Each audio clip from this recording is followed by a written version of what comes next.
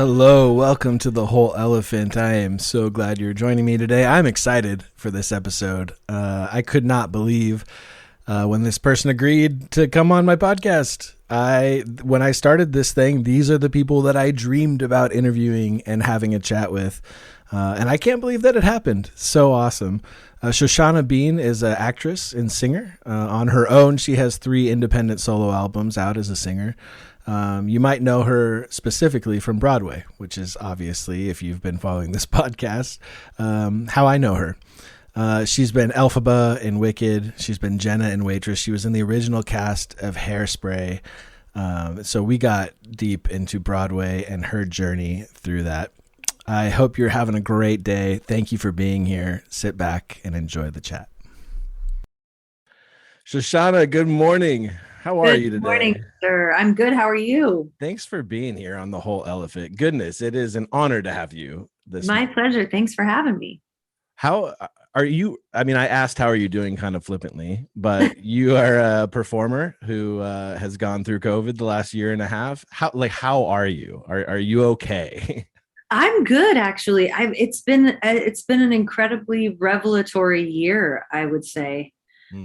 Creatively and personally. And, I always attempt to take any type of challenge or adversity, and just mine it for all of the goodness and perfection and lessons. So it's been a great year.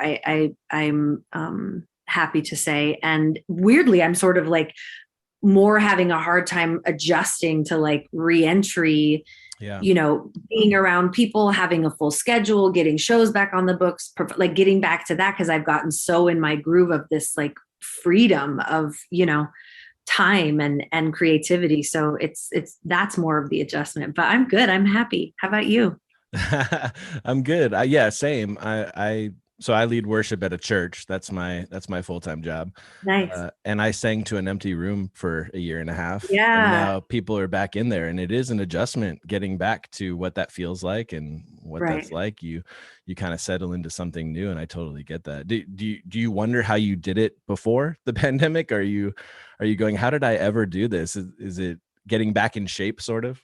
Yeah, I know how I did it. And now I'm like, why did I do it? Like, I know how I did it. And I'm like, that's the cool part about, being forced to press pause. It's like a reassessment of how you've been doing what you've been doing, why you've been doing it, So, so I think I really don't want to go back to running that hard I think I'm more intentional now. Let me just say that. Yeah. What does that look like when you think about why you do it, and how has that come into focus for you? I think, again, just intentions, like making sure that, that I'm not conserving energy, but that I'm taking care of my energy in a better way. In whatever way that looks like from day to day. But I think it also looks like patience. I think it also looks like just really being mindful of what I say yes to, and like why I'm saying yes, and really just choosing things. If I'm going to bounce around the country and the world again as much as I used to, like, just it's not strategy necessarily. It's just more like, does this idea of this offer or this job or this project light me up? Does it and I was doing that before, but there was also this there's this weird thing with I won't just say performers, but a lot of us who define ourselves by what we do and how we do it. Sure. I think there's always this chase to prove worthiness, and I think for me, my worthiness was really defined by how busy I was and how much I was accomplishing, Yeah. How much can I get done? How fast? How many places can I be? And I think that when I have removed the need to prove anything to myself or anyone else, I'll say I'm in recovery. I'll say I'm a recovering worthiness proving addict. Yeah.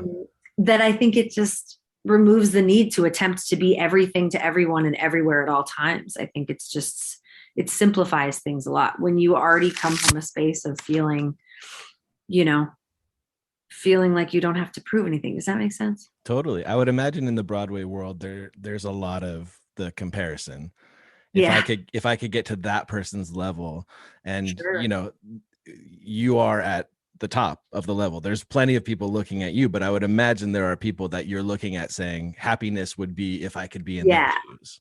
Yeah, but it's funny because if you look back, you know that at some point, some version of yourself down here was saying, if I could only get to wherever I am today, then I'd be happy. And what's funny about that sort of sick cycle is you notice that each level to each level that you ascend, there's always something else. There's always something further, even, and I know people who are far more successful than I am professionally and otherwise, and they're looking at someone else ahead of them going, but if I could just, it'll be. So I think that I've learned that you just got to be content and, again, find the perfection and the happiness exactly where you're at. Yeah. Because if you can't have it here, it's not going to be over there. Yeah. That's so hard to internalize. I know. That's why I always use the word recovery. I'm a recovering perfectionist. I'm a recovering chaser. I'm a recovering, because it's hard. That's hard stuff to undo, because you look back and you're like, oh, that's where this belief got solidified, and that's where this behavior got locked in. And it's been going on for a long time. So again, this pause last year was so valuable because it forced us all, it gave us all the opportunity, at least. To really assess how we're doing life, and if this is sustainable, and is it in line with our priorities. So yeah, there's always, instead of looking at it as oh God, there's so much more to attain and do, and there's so much more I want, and if I could just, that's the older version of me. Yeah. And the version of me now is isn't it exciting that there's just always going to be more to create, and more now I just think of it as like a buffet, instead of oh, why is there so much food here to eat? Oh, I'll never get to all of it. It's just well, what a beautiful display of all the things that I could potentially stuff my face with. Yeah. Whether I make it around to all of them before my time's up or not is, Yeah, no, I mean, I think immediately after this interview, I need to go back and listen to that and actually try to internalize that now. Listen, I'm saying it for myself too. I'm so not a righteous practicer. I try to work really hard to stay in that alignment, but yeah. That's awesome. So I came to musical theater a little late in life. Okay. And so I feel like I'm always playing catch up. But I want to hear your story. When did this click for you that you were a performer, that you loved these things? You grew up Pacific Northwest. Yeah. Portland, Oregon isn't really known as a bustling musical town, I don't think. more of the grunge scene. How did this come to you?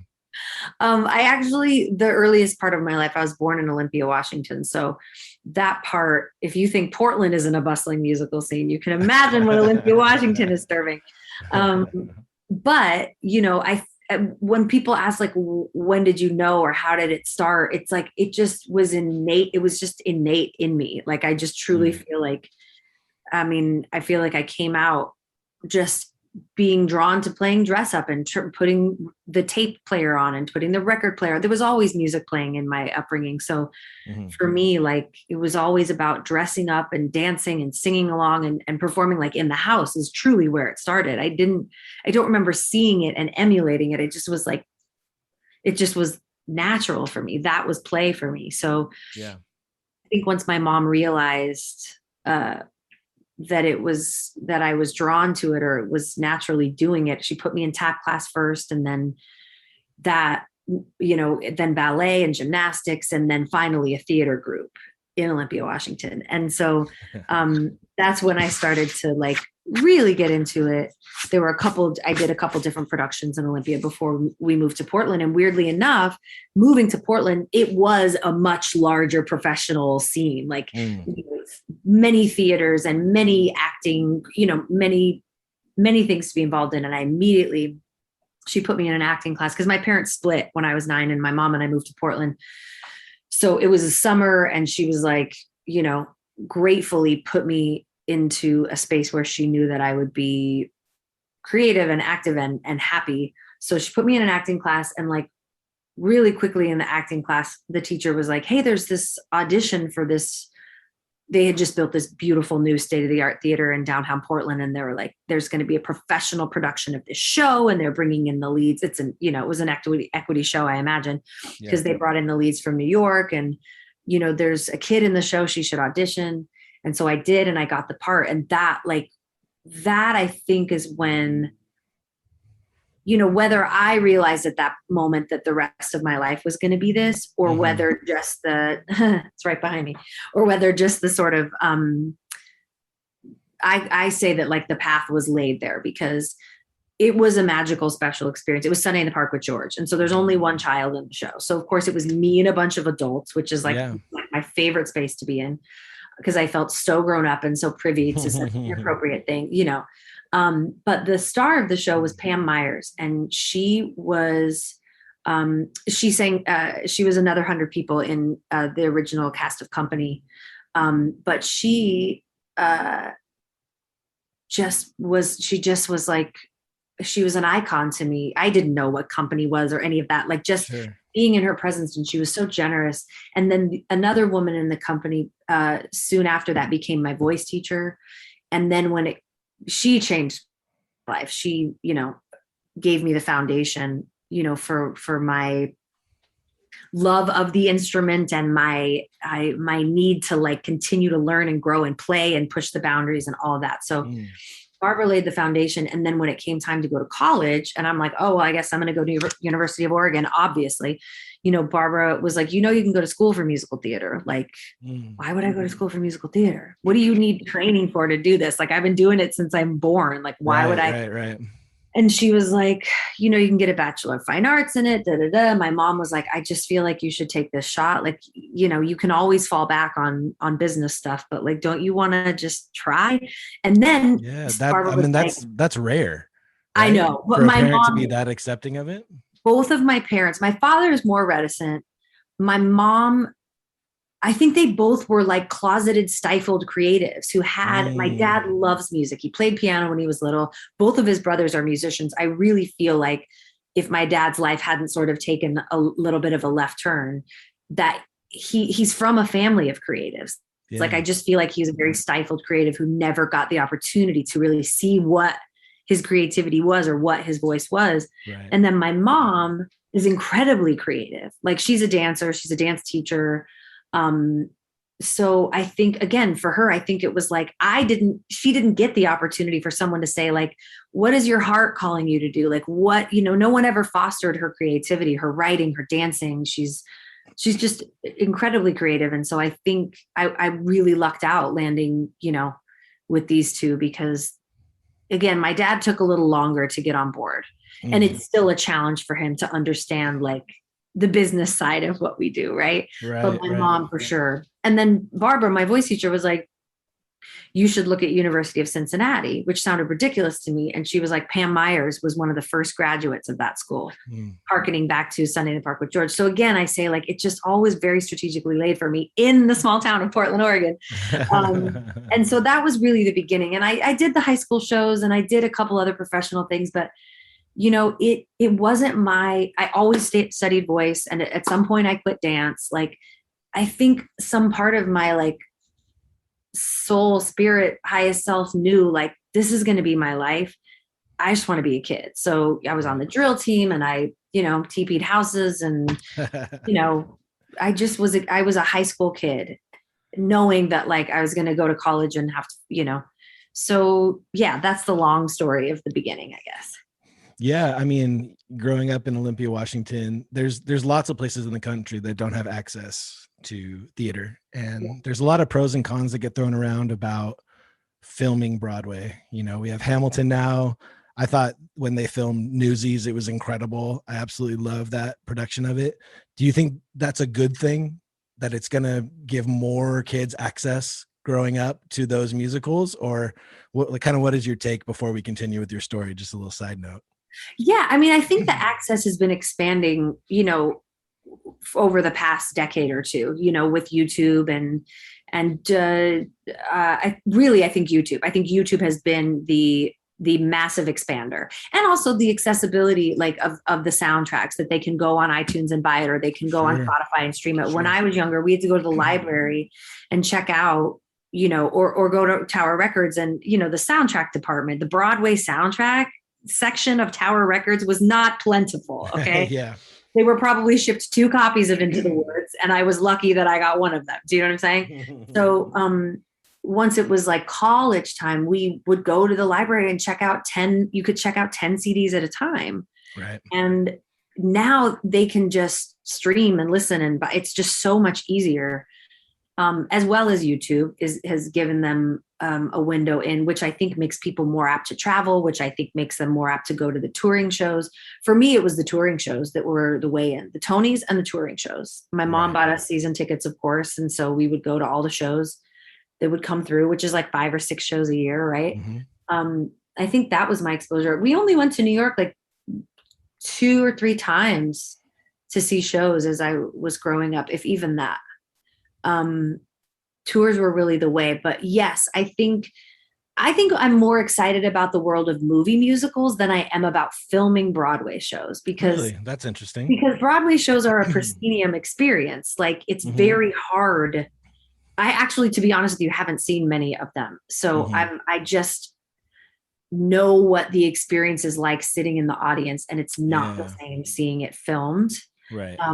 I didn't watch Hamilton. I'm assuming they did it in a more incredible way than anyone has ever done it. So I'm assuming it reads in a different way, but I'm interested in the experience of what it feels like to sit in an audience filled with people and collectively feel something together. Yeah. That is what live theater is to me. That is what film cannot do.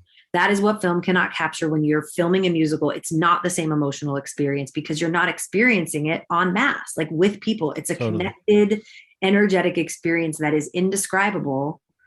It's the same reason we can listen to John Mayer's. I can listen to his albums over and over and over again, but going and experiencing that live with thousands of other people is a different experience. So, I guess I don't have an opinion about it happening.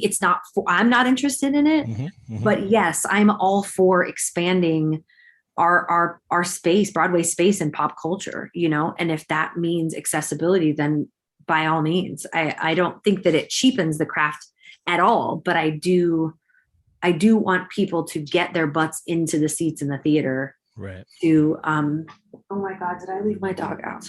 Give me 2 seconds to let my poor dog in. It's like 1,000,000 degrees outside. No worries. I always do that because she's so quiet and so easy that I forget. She won't make any noise, and I thought I heard little nails on the glass. I'm so sorry. No worries. I'm all for anything that's going to broaden and expand Broadway's space. In culture. If it's personally for me, or if I feel like, oh, that's not what it felt like live, like, it's never going to feel like it feels like when you're sitting in the theater. But I do love everything about the way that it has, like, especially with things like Dear Evan Hansen and Hamilton, of course, they've just like really just forced their way into pop culture, which it just was not always like that. We were sort of like this subculture. We were this other, right? And now we're like celebrated and invited into other spaces. Why do you think that is? What is the change? I think I have a theory. Maybe it is the accessibility. Maybe it is the accessibility that, like, because more people are paying attention, then all of a sudden it's more valid and relevant. As opposed to just like this thing you have to see if you go to New York. Like now, I think it's a lot of things like the Glees and the Smashes and the reality show, the reality competition shows. Yeah. Just bringing it into the homes in a way that like Broadway could never do unless you were watching the Tonys, or unless you flew to New York to see a show, or went downtown to see, a touring company. I think that everything is sort of crossing over. All types of music genres are blending. All types of, I just think there's a lot of cross-pollinating, that everything used to be separate and other. And now so many brave artists have paved the way for things to cross over. So many brave, casting people or producers have taken Broadway artists and dropped them into starring roles. And now all of a sudden we're more relevant and we're less like just very Broadway, I think I totally agree. I mean, Sondheim was a different thing that was happening than what was happening in the music scene in America, in the world. Yeah. Now, Pasek and Paul, it's more pop songs. It's more accessible than maybe what things were in the past. The style has shifted to speak to the generation that's listening, I think, which is tough for the older people who are buying the tickets to see the shows, but it is speaking to a younger generation who defines what is indeed popular, to the masses. So yes, the Pasek and Pauls and Lin-Manuel and a lot of other shows and composers. I mean, even Wicked, it started with Wicked, to be really honest. To be fair, it started with, that is when rabid fandom, like the last time I saw that was Rent, and then Wicked happened. And then from Wicked, there's sort of been a steady stream of like things coming out that are engaging a younger audience and busting into the more popular mainstream world. So it's cool. Take me back to college. You're going to college for musical theater. Did you show up and immediately go, I'm better than everyone here, or I'm not as good as everyone here? Like what was that moment where you were like, okay, I think I can do this professionally? Yeah. No, I think I thought I would show up and be better than everyone. And when you have the number one program in the country and you've accepted 25 kids, the likelihood of you being the best of those 25 is slim. And no, I mean, I got in there and I was like, oh my God, because I thought my ace in the hole was that I was classically trained. So I'm like, I'm going to belt and sing soprano, and like, no one's going to be able to do that. Right. And they pretty much all could. So I was like, great.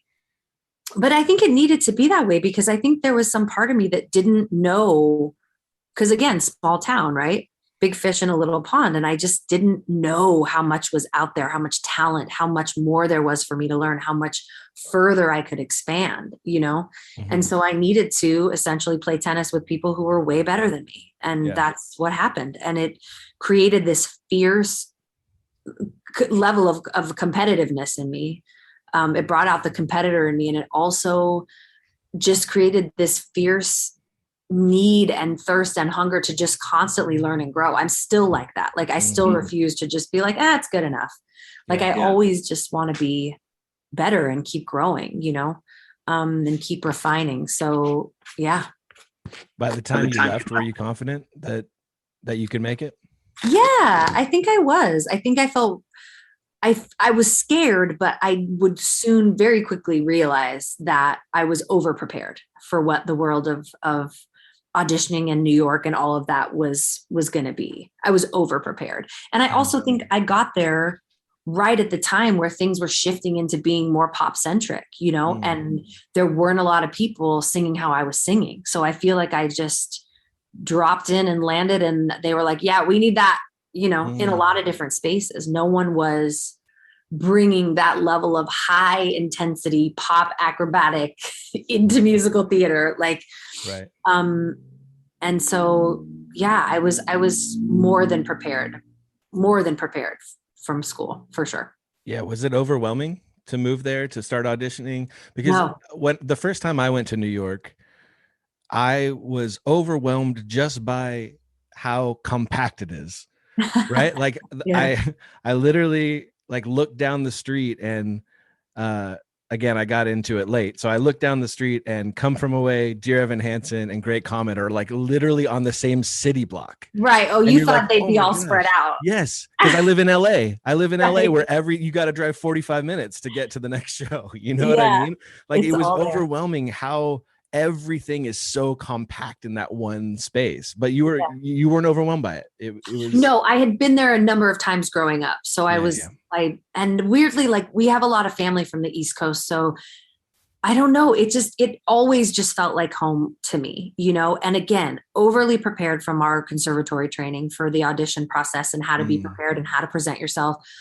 Overly prepared. Like I I just saved up a chunk of money so that I could get there and not feel like I had to dive straight into working, so that I could settle myself into a groove and find an apartment and, dumb things like get a library card and like get a bank and like figure out the subway system. And, we had stayed there for a couple of weeks during our senior showcase. So I felt like I was ready, and I had family there and friends there, a network. That's the great thing about, conservatory. You've got 4 years ahead of you of graduates who are there as a network and family and friend base. So, and then gave myself padding to start auditioning, and I got jobs right away, which was so great. But, it wasn't overwhelming to me. I was very prepared.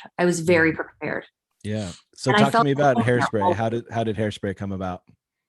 Hairspray came about in the way that most good things come about, when you're not expecting it or wanting it, or I had auditioned for Hairspray, I guess like the year or some prior, to play Tracy in the workshop. And of course I didn't get the part. So when the audition for the Broadway show came around like a year and some later, I was in LA actually at the time. And I was like, no, I'm not flying back for that. I auditioned once before. They didn't want me. And they're like, well, you were auditioning for a part that you're not right for. Like now you're auditioning for the Broadway company. There's other roles. There's like, and I was like, yeah, no, I'm good. I'm not flying back for that. And then I got an audition to sing backup for Mary J. Blige. And I was like, I will fly back for that. I'll fly back to New York for that. So since I'm coming back, I might as well tell my agents that I'm available to do this Hairspray audition, whatever. So I did both. The Mary J. Blige audition was a nightmare. She hated me. And the Hairspray audition was, to this day, the most fun. And you'll not often hear this word in when one is describing an audition. It was the most fun audition of my life. And it's also a great example of like, when you're right for something and it's right for you, it's not this big efforted, like, how do I shapeshift to be what they need? It just, it's like Cinderella. It's just the shoe that fits. Right. You can cut off your toe or your heel, or like, put on Vaseline to just slip it in there, or you can just fit the shoe. Right. Because I grew up dancing, but I quit at a certain point. And a lot of that had to do with my body and my views on my body and my shape compared to other girls, and what my bones and joints would naturally do versus like it didn't have great turnout and extension. And like, I was short and strong and thick, and like I had strengths in dancing and I had weaknesses in dancing, and those weaknesses in dancing discouraged me from participating anymore. Right. I danced in college. Of course, we had to take dance classes and I loved it. But again, I just wasn't going to fit the like chorus girl slot, Right. And thank God. But at the time, it really was just about working. So of course I wanted to be a 5'7" leggy chorus girl because I wanted the job. I never was. And so to walk into an audition, and of course I was auditioning for ensemble, so it was a dance audition. To walk in and be like, it was so athletic. It was so bad. It was so for me. So much so that what people don't know is in the building, so many things get cut from a show when you're building it, right? Right. Have a 3-hour show in the beginning, and then they have to whittle down. And obviously so much of what you whittle down just doesn't help tell the story. Nicest Kids in Town used to be like a 10-minute number. And I had this whole like solo moment where I like started these moves, and then the kids like sort of pyramided, added on to me. Like it was so in my physical vocabulary that like I was plucked out in that way by, what I mean? In a dance number by a choreographer in a dance show. Like it was so funny to me that like I was tap dancing on Broadway. It was crazy. So it was a great audition. It was the most fun. It was a one-day thing, I think. I think it was like, or maybe there was a callback. Maybe it was like we danced, we sang, and then there was a callback, and I danced and I sang for Tracy. And then when the offer came in, it was ensemble covering Velma, Prudy, and Tracy. And I was like, I didn't sing for the adults. Okay. So it was, and then when it came in, I was like, I can't believe this is it. Like, yeah, it just turned out to be the best. And I was thinking about it this morning, like as a reminder of like, even when you think life is not working out for you, it always is, because I wanted Mamma Mia to be like that I was sure was my Broadway debut. Mm. And I don't know your feelings on Mamma Mia. I know people love the show. It's a fun show. It's not like, you know what I mean? Like, it's not a great, let's be honest, right? It's not a freaking like, and Mamma Mia like had a lot of turnover. It was a big cast. It would always be, Hairspray is my family. Those people are my family, like my best friends. I didn't even realize it the other day. I posted on Instagram, like just sort of like a gratitude post for my like 4 best girlfriends. And it wasn't until Harvey commented on the picture that I was like, oh my God, these are all Hairspray people. Like my 4 best girlfriends, aside from like people in my family, are Hairspray. Like it was the and the creative team and being seen by people like that. Like I said, Jerry being like, you're going to start this dance thing. And Mark gave me this, I had a song that got cut, of course. That's in the movie, The New Girl in Town was my song until it got cut. And then he gave me that little crossover moment, like to be seen and appreciated. And it just was like, and to learn from Harvey and Marissa how to be a leading lady, how to be a principal, what it means to be a leader, and how you do that with grace and care and attention. And it was absolutely the most perfect Broadway debut anybody could ever ask for. Yeah. So you've had the experience of being on an original Broadway cast and of stepping into massive roles for already massively successful musicals.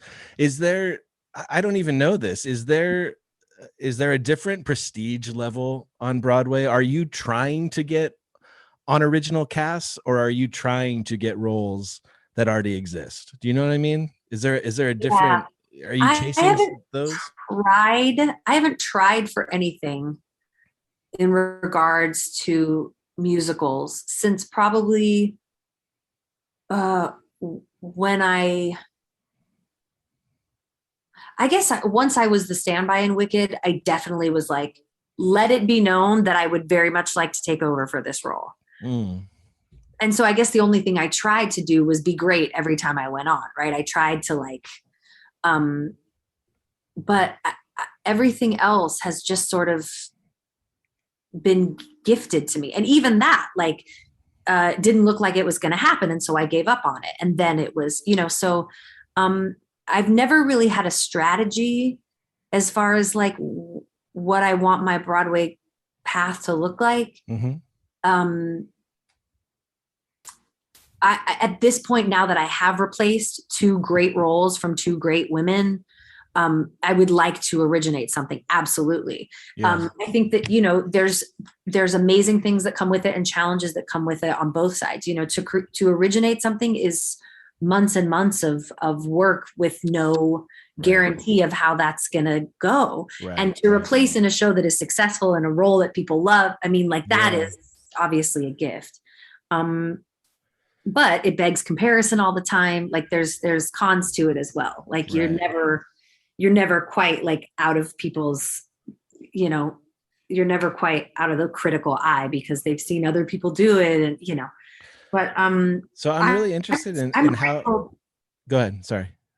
I'm just grateful to be in the space at all. So how it shows up is I just, like I said, I always try to choose, like, is this something that sounds like a challenge? And is this something that sounds like I feel like I can bring something to the table? And does this fill my heart or terrify me? Right. I'm really interested, because I don't know this, on functionally how it works to take over a role like that, because they are running 8 shows a week and then you're just stepping into it. How do you learn this thing? How do you get enough rehearsals in? How are you, do they say you have to do it exactly like this and here's some choices you can make? I have no idea how you can possibly step into a moving train like that. Yeah, it's a lot of trust on everyone's part. You know what I mean? Like, and it takes a while to get into the groove, because, even in Waitress, there's so many weird rhythmic things, like these weird lifts that we do with the guys. And there's just so many prop oriented things and timing. So, you know, I had a month to learn Jenna, which I thought at the beginning, I was like, that is too much time. I do not need a month to learn this. I guess it was like 3 weeks, 3.5 weeks. I do not need that kind of time. And they're like, yes, you do. And really it was all of the props and the prop choreography and the timing of everything. And, you know, and it's just repetition. And Waitress, they set it up really well. I mean, unlike any other show I've ever experienced. Wicked was different because we rehearsed in the same building as the show was. They have this rehearsal space on the level above the theater. And yeah, I don't even really remember. It just is repetition. It was long days, and repetition. And then once you get in the show, you know, they do give you the gift of like some rehearsals with the actual people that you'll be doing the show with so that you can figure out the rhythm. But even still, once you're on stage with the band and the lights and the audience, you know, it takes a couple shows to even feel like you're. Yeah. It's crazy, but it's what we do. This is what we do. So acting is work. It's a job. Is there a moment where, I don't think anyone assumes that every time you were lifted up at the end of Act 1 for Defying Gravity, you had this big rush feeling like I'm doing it, like the audience is feeling at that moment. Is there a time where you feel that rush go away? Is there a time, or are there moments in the show that you always feel something? I can't really remember Wicked like that. But I can say for Waitress, I would always feel something. Always. I think where I felt it would always change, like where that, I don't know. I mean, like I think that in my older age, I try to never be desensitized to any of that, like to the gift of the sound of applause, to the gift of being able to interact with these incredible people on stage, to the gift of being able to tell that story. So again, I think that a lot of what happens on stage is so technical that, like you said, me getting into the lift and like making sure my cape was over and the bag was out of the way and the broom was in the correct hand eliminates a lot of that buildup for the performer. However, it's also very difficult. I'm holding the broom. It's also very difficult not to feel something, because we do hear the orchestra play, but we do hear that the sound, and we do, every time I go up, the audience would lose their mind. So there is something. I think the biggest thing for me is always in the music. It's so hard to stay stuck in anything or in yourself when you're making live music and you have an audience and you can feel that energy. It's so hard to stay there. So, I think there's days where it's hard when you're tired and you don't feel great and you're judging yourself and you feel like you're not giving them something great and you feel like you're not getting something back from them that you think defines whether or not they're approving of you or liking you know, and you get in your head about it. But that happens less and less the older I get, because I just have learned that how unimportant how you think it's going is, and how unimportant vocal perfection is, and how much more important it is to just tell the story. And that can be told with a crappy voice. That can be told through tears. That can be told even if your prop didn't make it on stage, you know? So I find it usually universally true that it's never as good as you think it was, and it's never as bad as you think it was. That's probably true. And sometimes you look back and you're like, that was actually extraordinary. Like sometimes an old video will pop up on my phone or something, and I'll be like, oh, I'm actually not that bad. I'm really not that bad. Old video that some guy in the balcony shot with his iPhone. I'll take it.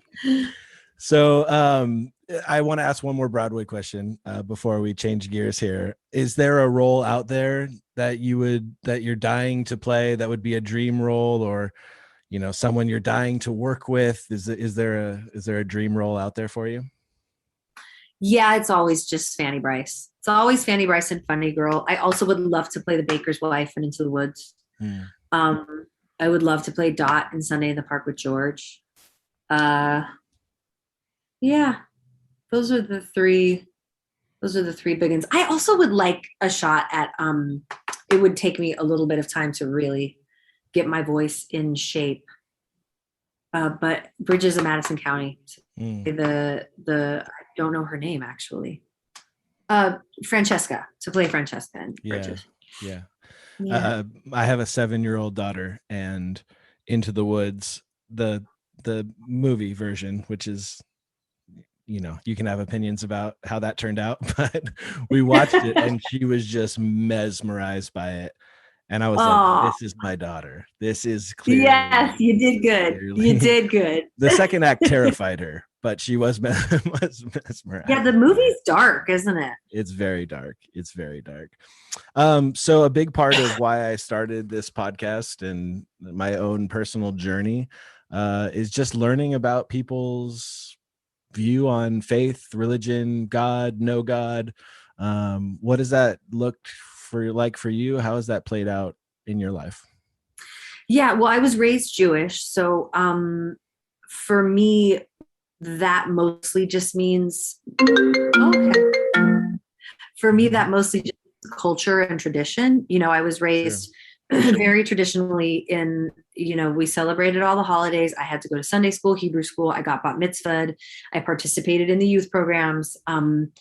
And then the deal was with my family was like, you have to do this curriculum up until your bat mitzvah. Mm-hmm. After that, it's your choice. And I continued with it for a while, like camp and just for the social aspect of it. But once like theater and high school happened, like I was less and less interested in my Jewish identity, my, like in the religion itself.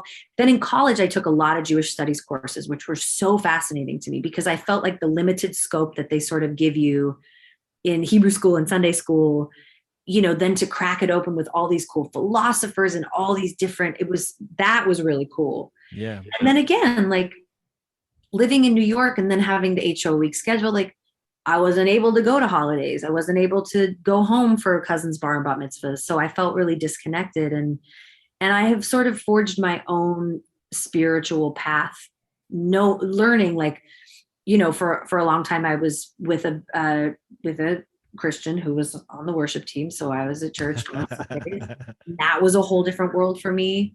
I've tried really to be really open-minded.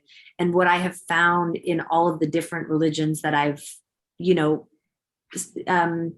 sat in on, I guess, explored or experienced, is we're all saying the same thing. We just say it in different ways and use different characters to represent, what we're saying. I don't mean to diminish by saying characters either. I just mean like, if we were using different scripts, I'm sure. So for me, I'm currently taking Hebrew lessons because I just was like, well, I know how to read. Like, why don't I know how to speak? Like, why don't I know how to talk? So, but again, religion for me, Judaism for me is so connected to my family and tradition. And my spirituality is very different from that. I don't derive my connection to God from Judaism. I find it in a lot of other ways. Mm-hmm. So to me, they're almost, I guess now that I'm saying it out loud, I guess they're not separate because to me, being with my family and having these traditions is experiencing God in a way. They're not separate, but it's not also the only way. Right. I'm not going to synagogue and praying to find God, you know what I mean? Or to prove my devotion or whatever you want to say. Again, I'm being very reductive. So please, anyone listening, know that I'm incredibly reductive for the sake of time and for the sake of just like not like over analyzing the situation. But yeah, I have made my connection to source, however that occurs to people, priority for me, for sure. Sure. Because I feel better. And when I feel better, life is more fun and is more ease and more flow. And Yeah, that's awesome. It's been well documented on this podcast, but my journey of discovering that was through musical theater. Yeah. I was raised in Christianity, and all the way through college went to Christian schools, and I had like no need to look outside of that for anything else. I thought like we were just doing it the right way, and we were the only ones doing it the right way. Yeah. And then when I discovered musical theater, I just discovered all this beautiful truth that was out in the world being written by Jewish guys and atheists and like all these different things. I was going to say, you discovered musical theater and you discovered Jews. Well, and Tim Minchin, who's been on this podcast and is an atheist and writes beautiful things that I agree with and connect with. And it just started this process of maybe there's God or this being or this oneness outside of what I've grown up with, that's out there. And that's what musical theater did for me.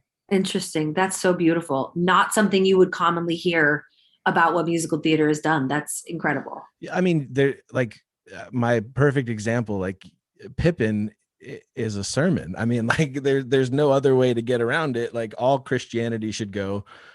Pippin is a beautiful telling of what Jesus was saying. Like it just is, and it's a different way of approaching it, but the truth in there is just so beautiful, and that's what I found in musical theater. Yeah, I love that. I love that so much. Yeah. Well, I got to get you going because you are a busy woman, but I appreciate you doing this so much. It's so nice to meet you. I'm so glad we were able to do this. I do want to tell you one more thing, though, now that I'm thinking about it. Yeah, go. In regards to my work and my religion and my spirituality and all of that, I think one of the greatest gifts that I got from all those Sundays at, what was the name of that church? Out in the OC. Anyway, Free Chapel. All those Sundays at Free Chapel. My